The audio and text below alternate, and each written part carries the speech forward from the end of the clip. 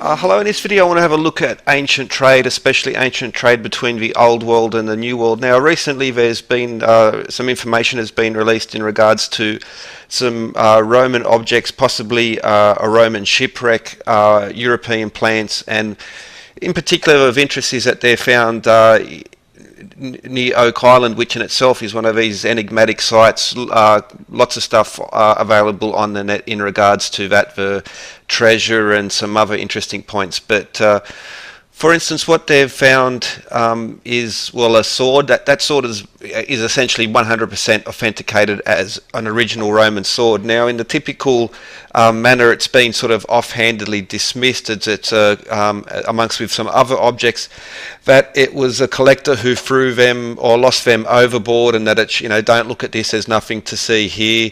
The usual explanations by the establishment, and the establishment when it comes to this is, well, a phrase I have to use again, fundamentally resistant to any notion which goes against the already existing narrative. Well, trade between the Old World and the New World, even for instance a Kensington stone and the presence of Vikings there. Now more and more it's becoming acceptable. Not very long ago it was totally dismissed, but the evidence is keeps on mounting and piling up, and there's another interesting connection. So we go from Oak Island. Now there's been a few people have noted the connection between Oak Island and Rosslyn Chapel.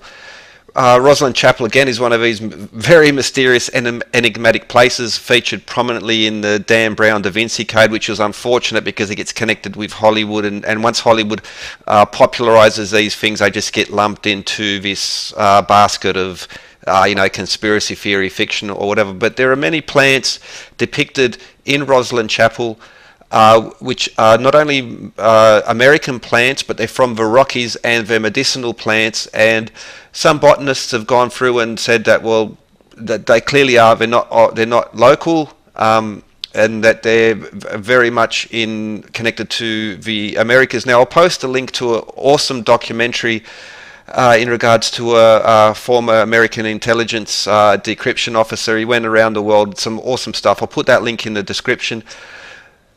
But this connection, that pre-Columbian contact between the Americas and the Old World, is really, it has become, it should be the standard now. The tinfoil hat stuff really belongs to the so-called orthodoxy at the moment, because the evidence just keeps mounting up. Now, for instance, there are some inscriptions and stones found in the Americas, such as at the Grave Creek site here, and so also in Bat Creek, which is much further inland. So it's not just coastal connections. As with the plants depicted in Rosslyn, it's really going to more inland, so even into the Rocky Mountains, and these not just some sort of random plant, but these very important medicinal plants which were traded across the various tribes in the Americas, and that they would have importance to foreign traders as well. Just a picture from the Grave Creek site in West Virginia there. But what we need to, so that was anyway. Now let's go back even further. Ramesses II. There were some studies done and on him in the late 70s, I do believe. But anyway, apart from having red hair, there's some other important mysteries. So what was found internally? So Professor Svetlana Balabanova was surprised to find the presence of tobacco and cocaine internally. The external use is often tried to, well, it can be dismissed because they used nicotine as a preservative on these mummies, but what cannot be dismissed is the internal presence of actual plant material. Dr. Rosalie David was, as with many others, was skeptical of Dr. Balabanova's findings. She studied that mummy, but also several others, and found the same thing happening. A botanist also and insect specialists also found a tobacco beetle internally, inside. This could only have happened at the time of the mummification process. In the typical fashion, the establishment, well, such as John Baines admits here, that it's a curricula to even suggest it. They're not interested in the data. It's a curricula. They've just they're completely locked into a paradigm which they cannot move out of, despite evidence. It's scandalous. It's as unacademic as you can get.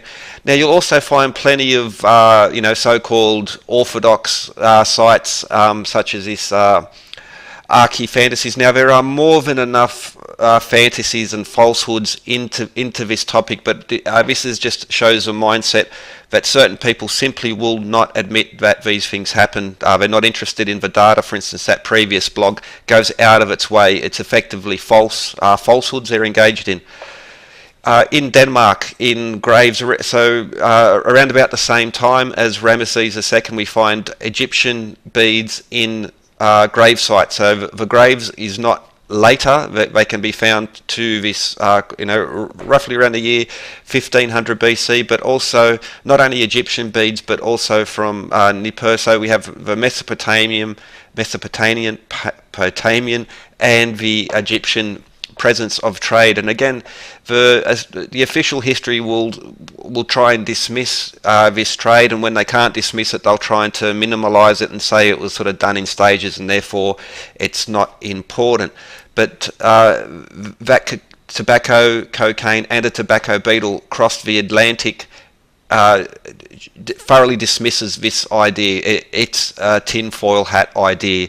The official history is will not accept hard data and hard evidence. They're just locked into it. Now, 2800 BC, one car was 27.3 grams. Now, at the same time, in the Indus Valley civilization, the weights and measure scales, as we can see here, 16.8, 13.6, 27.3 grams at the same period, which is at least 500 years before, again, the official history will recognise that there was any potential of trade between these nations. Standardised weights and measures is the core of international trade, as it is now and as it was back in those times.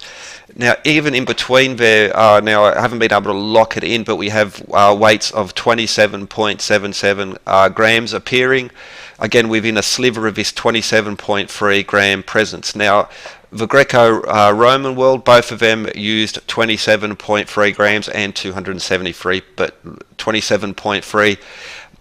Again, this is not to be disputed. Now, if you do a quick page search, you'll find that there was various Roman ounces, but the Roman ounce in the city of Rome was 27.3 grams. So what we have is ancient Egyptian, 2800 BC. At the same time, in the Indus Valley, we see that they were using the same weights and measure scales, weights and measures which went on, all measured specifically, that went on to the Greco-Roman world. The American silver dollar, 27.3 grams, echoed through the centuries, through the millennia, and still passes on to us, and we're still effectively using it now. So it may be that the Roman find near Oak Island may turn out to not be correct. Okay, so you have to admit that until further research is done, until the wreck there, that it has been that they get permission to analyze, to investigate, have a look at the wreck, and that the fact that these Roman artifacts were found there and plants which Roman sailors were were known to use, and that they're to be found in the area, and that may well turn out to be some other explanations for it.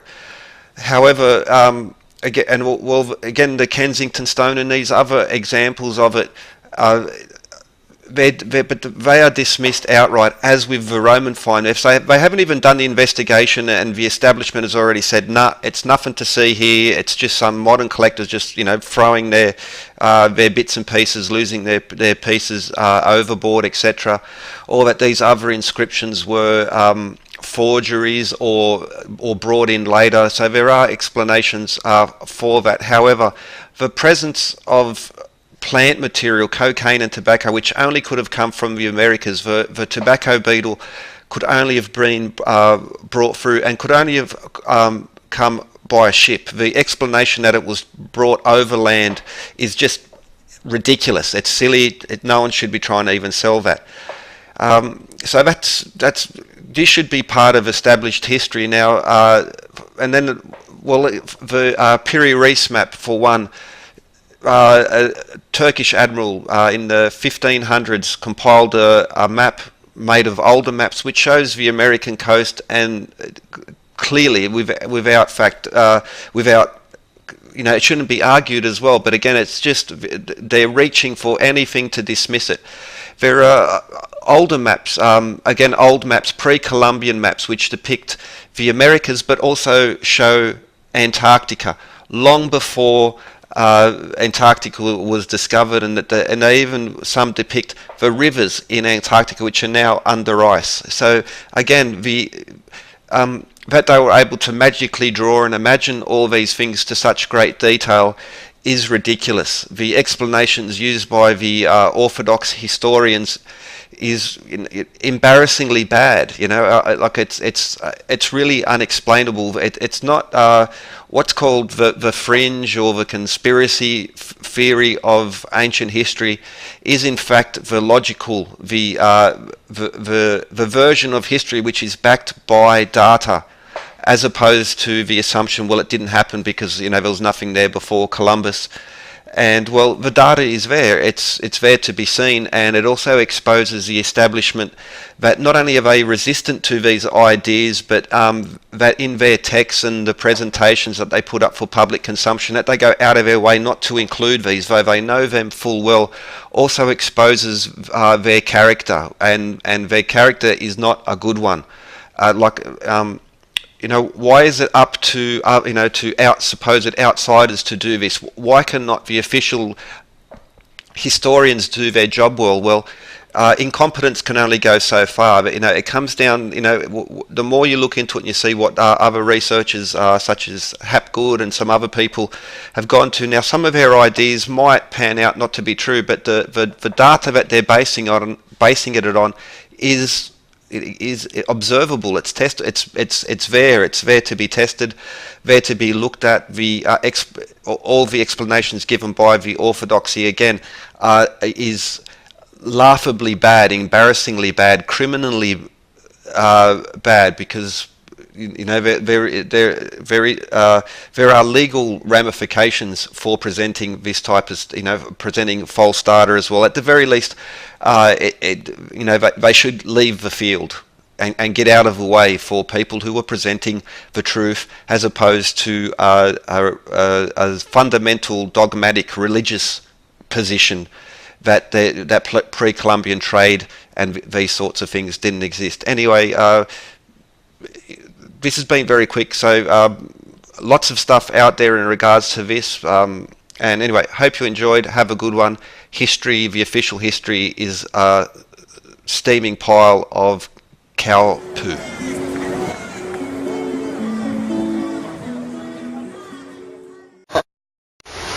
Hello.